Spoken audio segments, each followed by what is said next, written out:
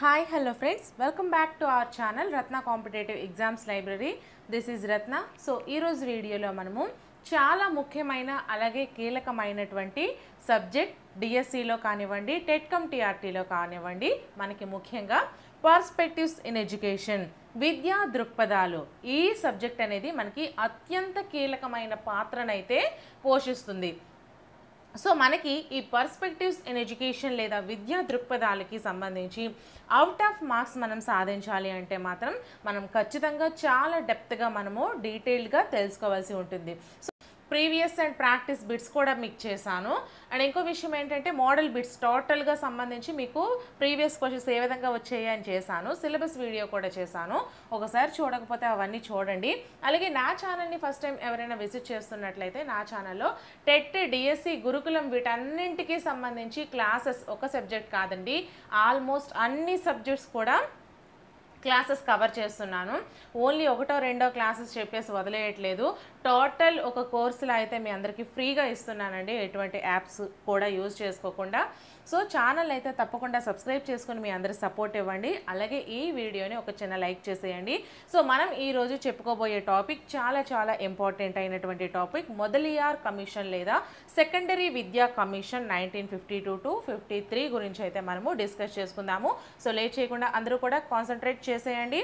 So first of all మనం చూసుకున్నట్లయితే ఇక్కడ ఈ యొక్క మొదలియార్ కమిషన్ లేదా ఈ సెకండరీ విద్యా కమిషన్ 1952 to 53 అనేది మనకి ఎప్పటికి సంబంధించింది? స్వాతంత్ర్యానంతరం ఏర్పాటైన వివిధ కమిటీలు సూచనలకు సంబంధించి మొదటిగా మనము మొదలియార్ కమిషన్ లేదా సెకండరీ విద్యా కమిషన్ను తీసుకోవడం అయితే జరుగుతుందండి. సో దీన్నే ఏమంటారు? మొదలియార్ కమిషన్నే సెకండరీ ఎడ్యుకేషన్ కమిషన్ అని అంటారండి. అలాగే మాధ్యమిక విద్యా కమిషన్ అని కూడా అంటారు. సో మనకి క్వశ్చన్ ఫార్మింగ్ ఏ విధంగా రావచ్చు? మొదలియార్ కమిషన్కి ఉన్నటువంటి వేరొక పేర్లు ఏంటేంటి?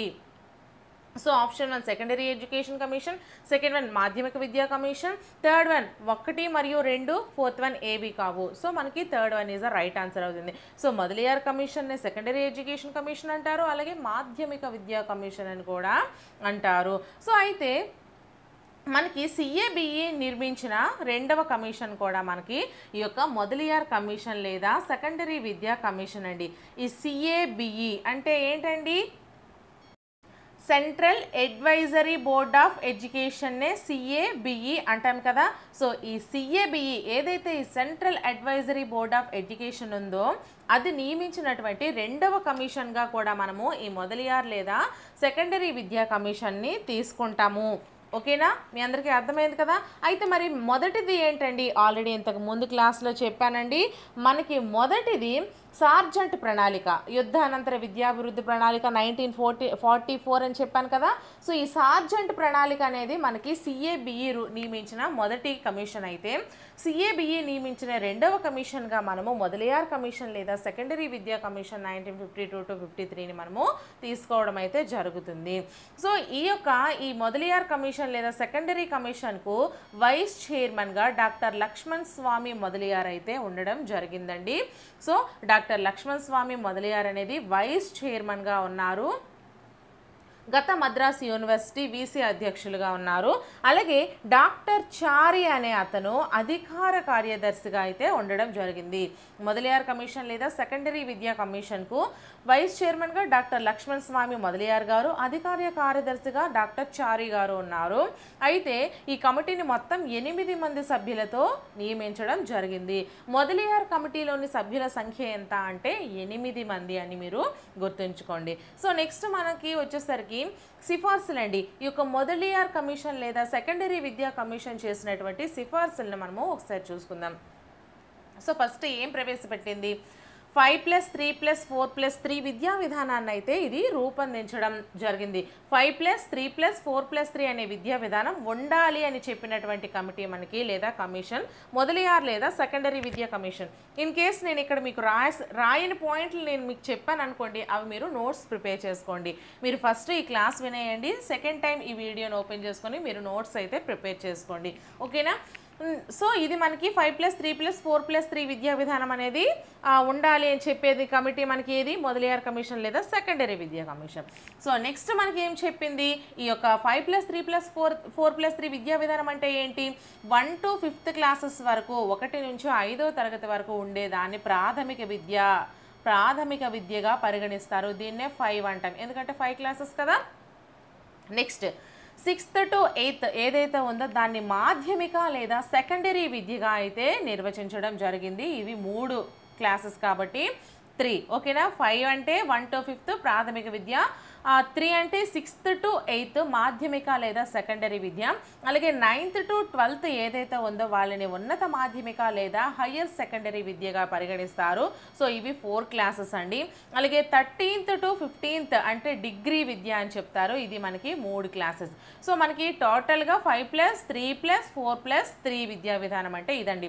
1 to 5th 5, 6th to 8th 3, 9th to 12th 4, 13th to 15th మనకి 3, ఓకేనా. ప్రాథమిక విద్యగా, మాధ్యమిక లేదా సెకండరీ విద్యగా, ఉన్నత మాధ్యమిక లేదా హయ్యర్ సెకండరీ విద్యగా, అలాగే డిగ్రీ విద్యగా కూడా మనకి ఉండాలి అని చెప్పినటువంటి కమిషన్ మనకి మొదలియార్ కమిషన్ లేదా సెకండరీ విద్యా కమిషన్ అని మనము చెప్తాము.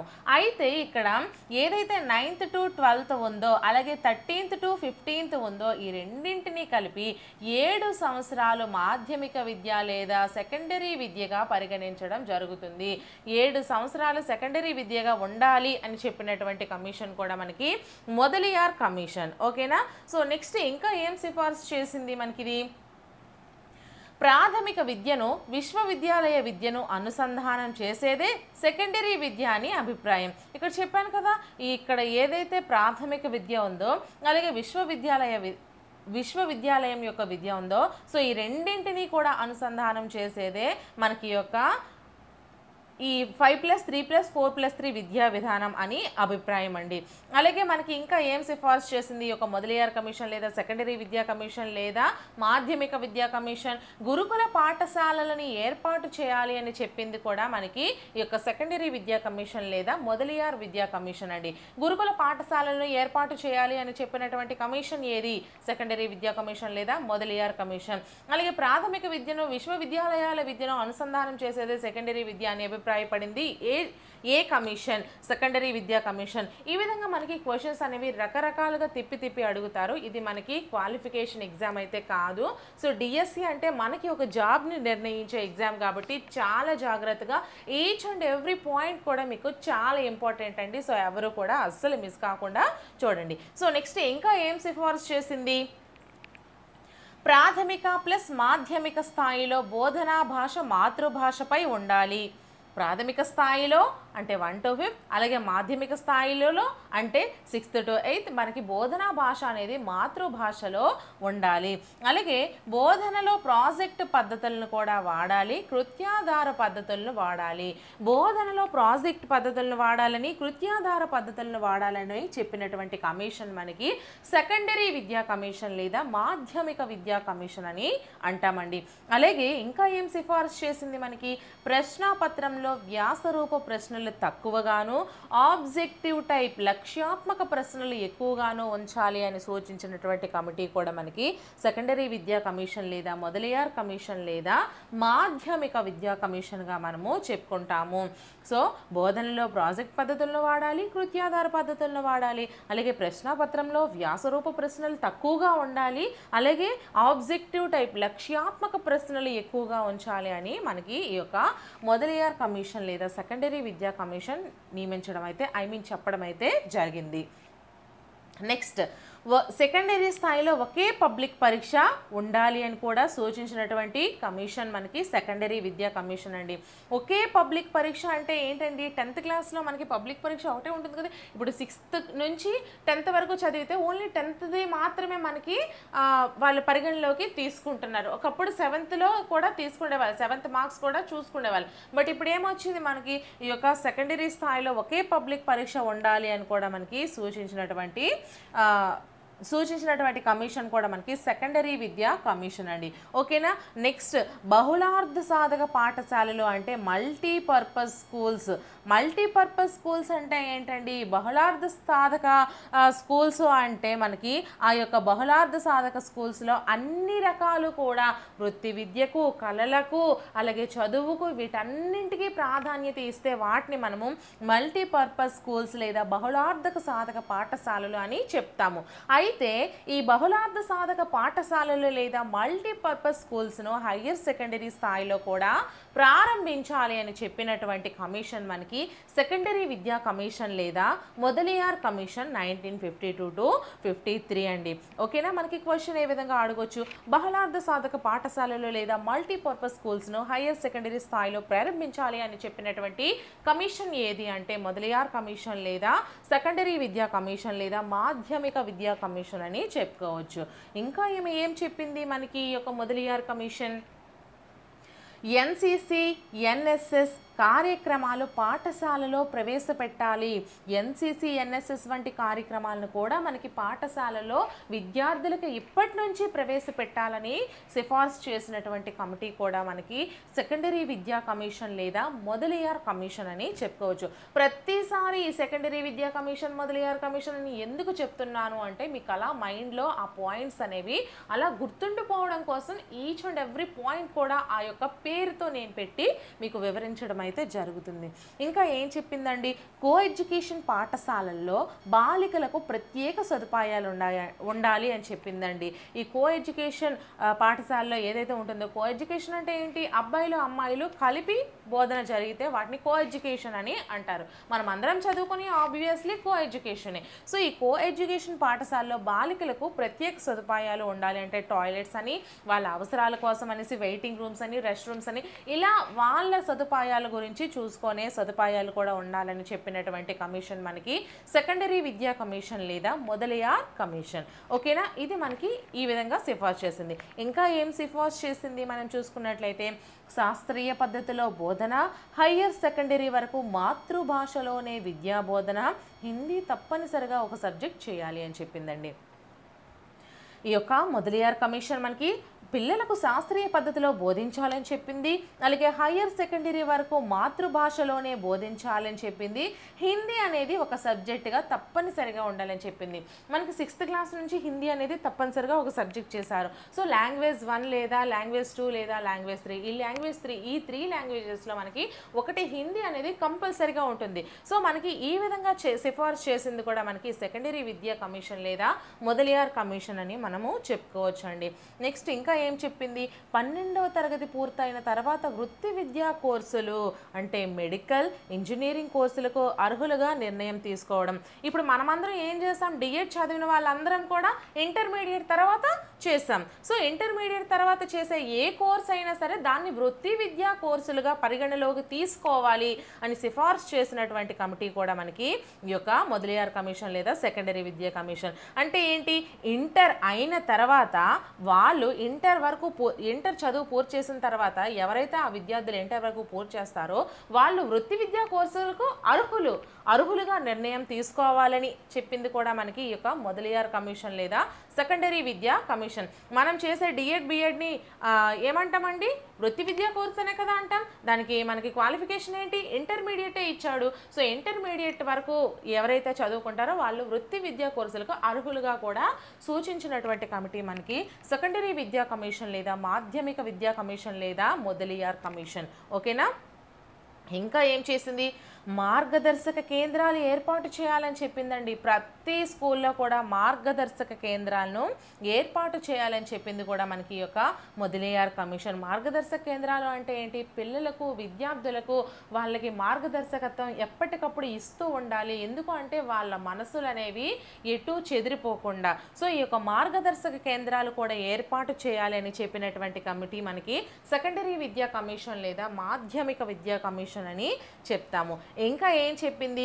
మాధ్యమిక పరిషత్ అలాగే స్థాపన పాఠ్య పుస్తకాల కమిటీ. మాధ్యమిక పరిషత్ అలాగే ఈ యొక్క స్థాపన పాఠ్య పుస్తకాల కమిటీ కూడా ఏర్పాటు చేయాలని చెప్పింది. అంటే ఏంటి, దేశవ్యాప్తంగా మాధ్యమిక విద్యా కార్యక్రమాలను సమన్వయం చేయడం కోసం ఈ యొక్క మాధ్యమిక పరిషత్తును స్థాపించాలి.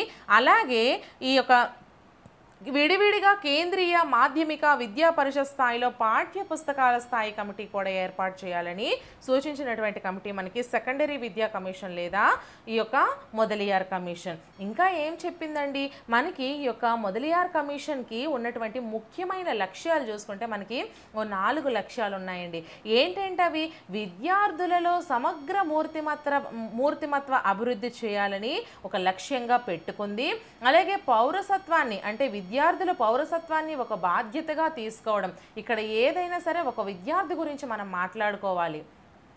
సో ఫస్ట్ వన్, విద్యార్థి యొక్క సమగ్ర మూర్తిమత్వ అభివృద్ధిని చేయాలని. అలాగే సెకండ్ వన్, విద్యార్థికి పౌరసత్వాన్ని ఒక బాధ్యతగా తీసుకోవడము. అలాగే థర్డ్ వన్, నాయకత్వ లక్షణాలు విద్యార్థులలో పెంపొందించుకోవడము. అలాగే ఫోర్త్ వన్, వృత్తి సామర్థ్యాలను కూడా విద్యార్థులు మెరుగుపరుచుకోవడం. ఈ 4 లక్ష్యాలను కూడా మనకి ఈ యొక్క మొదలియార్ కమిషన్ లక్ష్యాలుగా పెట్టుకుంది. ఇలా పెట్టుకుంటే ఆ విద్యార్థి వాటిని సాధించేలా చేయడం కోసం.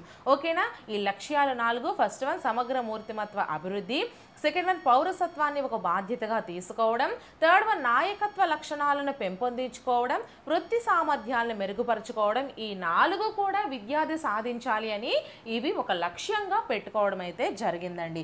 అలాగే ఇంకా ముఖ్యంగా దీంట్లో ఉన్నటువంటి ముఖ్యమైన పాయింట్ ఏంటి, విషయతంత్ర పరీక్షలను ప్రవేశపెట్టాలని సూచించినటువంటి కమిషన్ ఏది అంటే మనకి మొదలియార్ కమిషన్ లేదా సెకండరీ విద్యా కమిషన్ లేదా మాధ్యమిక విద్యా కమిషన్. పరీక్షల్లో విషయతంత్ర ప్రశ్నలను, విషయానికి ఎక్కువ ప్రాధాన్యత ఇచ్చేటువంటి ప్రశ్నలను కూడా ప్రవేశపెట్టాలని సూచించినటువంటి కమిషన్ మనకి మొదలియార్ కమిషన్. అలాగే విద్యార్థులలో పుస్తక జ్ఞానం కంటే వృత్తి విద్యలలో నైపుణ్యాలను పెంచాలి అని సిఫార్సు చేసినటువంటి కమిటీ కూడా మనకి ఈ యొక్క మొదలియార్ కమిషన్ లేదా సెకండరీ విద్యా కమిషన్ లేదా మాధ్యమిక విద్యా కమిషన్. ఏం చెప్పిందండి, విద్యార్థులకు విషయతంత్ర ప్రశ్నలు ప్రవేశం ఎక్కువగా ఉండాలి. అలాగే పుస్తక జ్ఞానం కంటే వృత్తి విద్యలో నైపుణ్యం ఎక్కువగా విద్యార్థుల్లో ఉండాలి అని సిఫార్సు చేసినటువంటి కమిటీ కూడా మనకి ఈ యొక్క మొదలియార్ కమిషన్. ఇంకా ఏం చెప్పిందండి, మనకి ఈ కమిటీ మనకి కొన్ని రిజల్ట్స్, ఈ కమిటీ వల్ల మనకి ఈ కమిటీ ఫలితాలు ఏంటేంటి ఒకసారి కొన్ని చూసుకుందాం. సో NCERT అంటే ఏంటండి, national council of education of research and training. National council of education research and training NCERT. అయితే విద్యారంగంలో అనేక పరిశోధనలు చేయుటకు మరియు ఉపాధ్యాయులకు వృత్యంతర శిక్షణను ఇచ్చుటకు NCERTని ఏర్పడిందండి. ఈ యొక్క మొదలియార్ కమిటీ ఫలితంగా మనకి ఏం జరిగింది, విద్యారంగంలో అనేక పరిశోధనలు చేయుటకు మరియు ఉపాధ్యాయులకు వృత్యంతర శిక్షణ ఇచ్చుటకు కూడా NCERT ఏర్పడడం అయితే జరిగింది. అంటే ఏంటి, national council of education research and training అనేది ఏర్పాటు చేయడం అయితే జరిగిందండి. అలాగే పాఠశాలలో మార్గదర్శక కేంద్రాలను నిర్వహించే ఉపాధ్యాయులకు విద్యాశాఖ పర్యవేక్షణాధికారులకు శిక్షణ ఇచ్చుటకు కేంద్ర మార్గనిర్దేశక సంస్థ సెంట్రల్ బ్యూరో ఆఫ్ గైడెన్స్ ఏర్పడింది. కేంద్ర మార్గనిర్దేశక సంస్థ సెంట్రల్ బ్యూరో ఆఫ్ గైడెన్స్ అనేది ఏర్పాటైంది. ఎందుకు, పాఠశాలలో మార్గదర్శక కేంద్రాలు నిర్వహించే ఉపాధ్యాయులకు విద్యాశాఖ పర్యవేక్షణాధికారులకు శిక్షణ ఇచ్చుటకు ఈ యొక్క కేంద్ర మార్గనిర్దేశక సంస్థ లేదా సెంట్రల్ బ్యూరో ఆఫ్ గైడెన్స్ అనేది ఏర్పాటైంది. అలాగే ఎవాల్యుయేషన్ యూనిట్ అండి, అంటే ఏంటి, పరీక్షా విధానంలో సంస్కరణలు తీసుకురావడానికి సంబంధించిన మూల్యాంకన విభాగం ఎవాల్యుయేషన్ యూనిట్ అనేది ఏర్పాటైంది. మూల్యాంకన విభాగం అంటే ఎవాల్యుయేషన్ యూనిట్. ఇది ఎందుకు ఏర్పాటైంది, పరీక్షా విధానంలో సంస్కరణలు తీసుకురావడానికి మూల్యాంకన విభాగం ఎవాల్యుయేషన్ యూనిట్ అయితే ఏర్పడడం జరిగింది.